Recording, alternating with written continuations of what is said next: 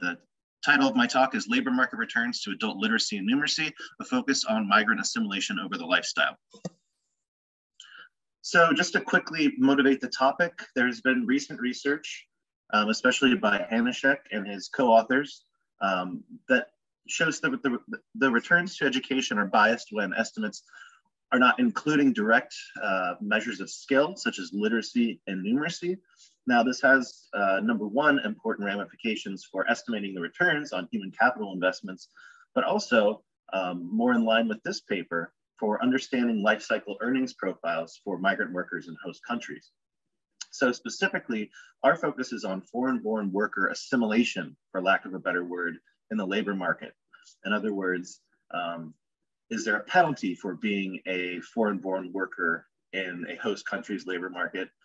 And do these migrant workers catch up in terms of their gross hourly wages? And if so, how long does it take? Now, this is quite an old question, so I'm going to do this slide out of order. This goes back to a seminal paper by Chiswick in 1978, which discusses the role of migrant worker assimilation in the labor market. This paper was focused on US data using the 1970 census from the US and looked at only men, but found that foreign-born workers were initially penalized in the labor market, but in the US specifically caught up to native-born workers, and that took between 12 and 15 years. So we used this 1978 paper and also one, as I mentioned before, from European Economic Review, the Hanishek et al. Paper from 2015.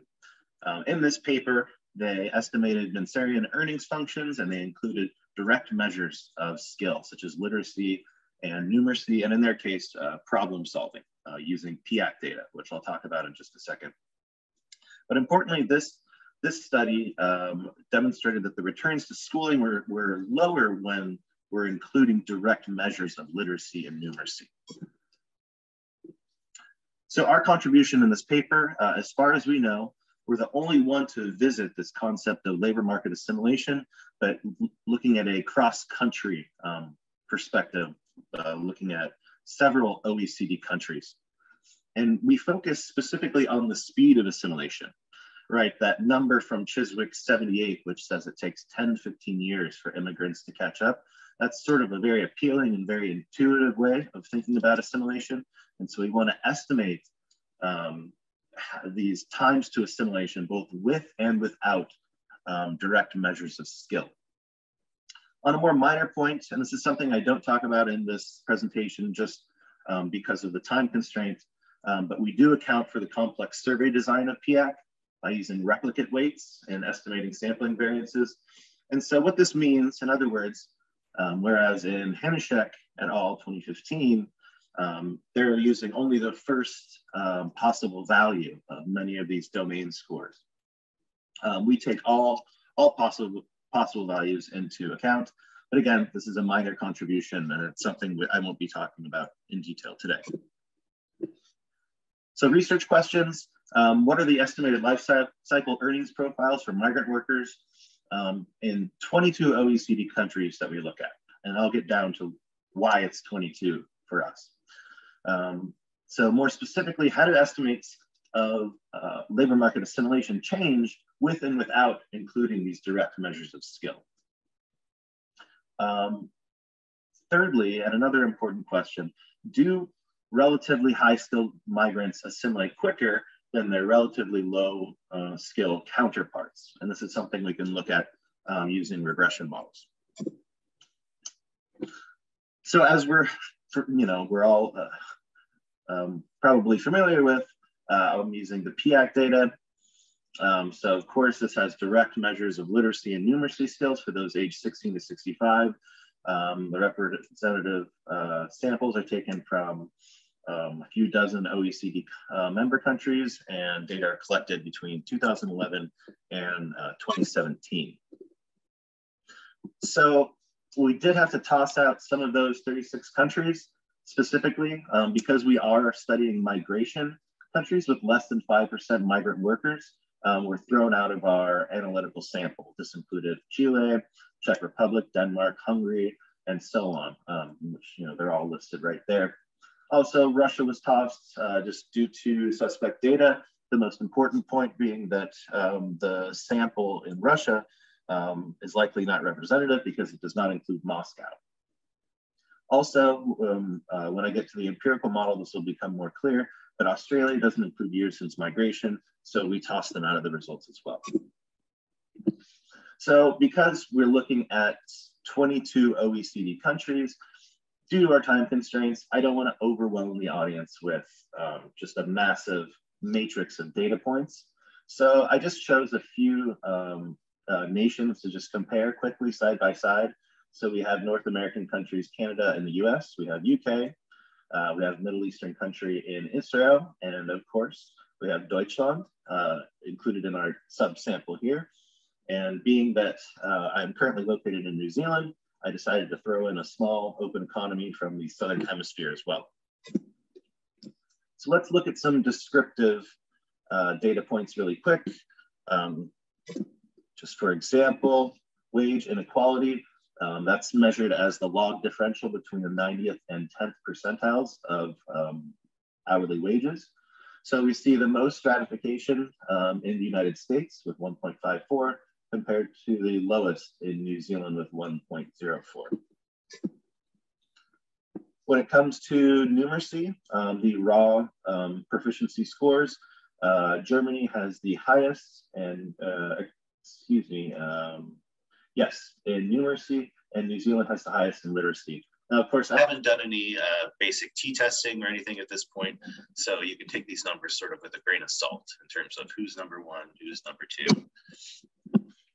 Then the share of migrants. Here we see the highest percentage in the New Zealand sample, which is 31%, and in Germany and the UK, this percentage gets down to 15%. So the empirical model, I apologize for the relatively small equation on your screen. I can't stand equations that wrap, so I had to find the appropriate font. So I'm going to skip the econometric derivation. It's relatively straightforward. It's in Chiswick 78. So essentially, when thinking about kind of a standard Mincer earnings function, here we're adding a standardized measure of numeracy skill.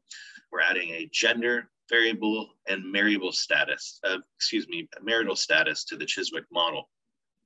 I should just quickly mention, here we're only looking at numeracy because literacy and numeracy proficiency scores are very highly correlated. So regardless of which measure we choose, we're finding similar results. So here we have the log of real wages, which includes bonuses, which is a function of some sort of constant, years of schooling, years of work experience T and its square, YSM, which is years since migration and its square, and then binary variables for foreign, female, and married, and then the variable NUM stands for the standardized numeracy score. So here are results when we're not including any direct measures of skill. A couple things to point out.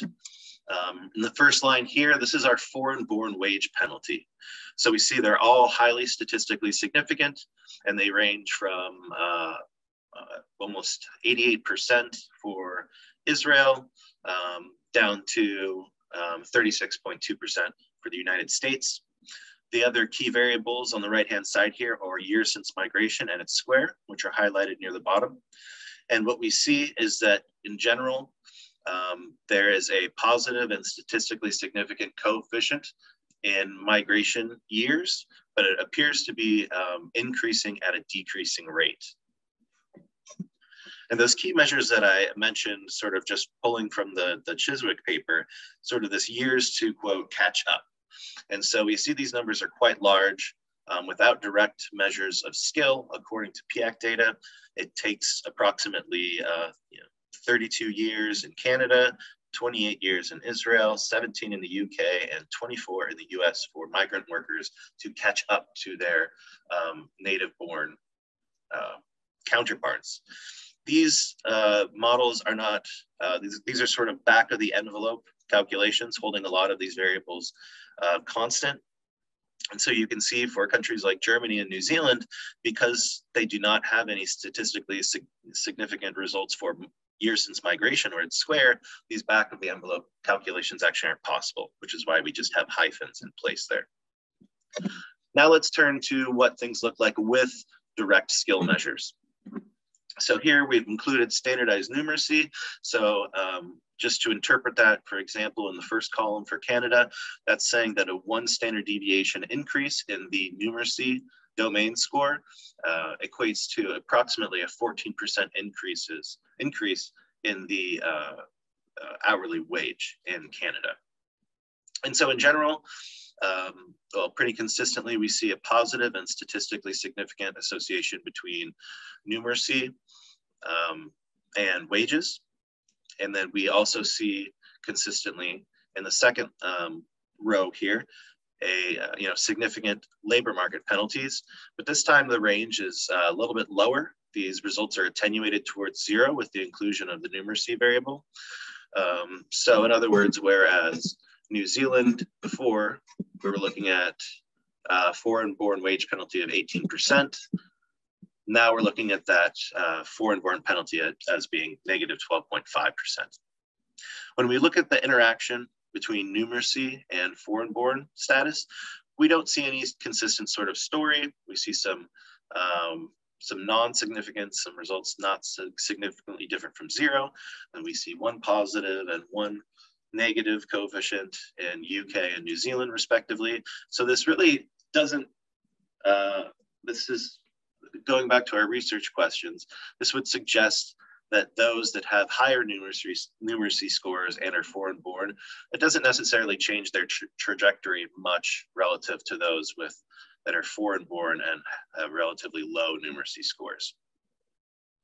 Looking down towards the bottom at migration years and its square, again, we see a positive and significant association with years since migration, and in general, a negative and statistically significant coefficient in years since migration. These all-important numbers that I'd mentioned before have gone down significantly. So now Canada's at 20, Israel's at around 25, UK around 11, and United States around 15. And just keep in mind, if we think about that Chiswick paper, one of its main results was that it takes migrant workers between 10 and 15 years to catch up in the US. Here, we're actually still within that range of that 1978 estimate. So concluding, we see that foreign wage penalties are overstated when direct measures of skill are omitted. And in our case, we find that speed to labor market assimilation is reduced when direct measures of skill are included. So just to sum up, for Canada, that went from 32 to 20 years, for Israel, 28 to 25, UK, 17 to 11, US, 24 to 15. So if we look at this full set of 22 OECD countries, we see some things that are kind of a bit all over the place. You have to keep in mind, the countries I've included here are pretty developed, pretty advanced economies. When we have such sampling countries as Kazakhstan and Cyprus, very different immigration situations. And so we see different results. And so I think that that's the big challenge in this project. Where do we go to now? Without intimate knowledge of each country, how do we characterize, how do the results that we're finding, how does that match with that country's immigration policy and their patterns historically? I think that's the next big challenge. We proposed sort of splitting the sample into skill of the average migrant coming in and the magnitude of migrant flows. So for example, the US has a large migrant flow, but a lot of it is low skilled coming across the southern border. In New Zealand, we're pretty isolated and we tend to have less immigration, but more highly skilled immigration on average. We're considering pooling all 22 countries and including country fixed effects. This would get rid of at least the time invariant component in national immigration policies, which may help us come to sort of a big picture result. We're also considering controlling for the match between language of the assessment and the primary language spoken at home, which could be a barrier to, which could be biasing some of our proficiency scores. Thought about employment selection models. There's some difficulty, with convergence there. So from a policy perspective, and this is still early, so we're still thinking about this, but I think the results demonstrate how most modern knowledge-based economies value high-skill immigration. And this would suggest that the successes of migrant workers in the host countries is directly linked to the quality of schooling in their home country. So I thank you for your time. I hope I didn't go over too much, and I look forward to your questions.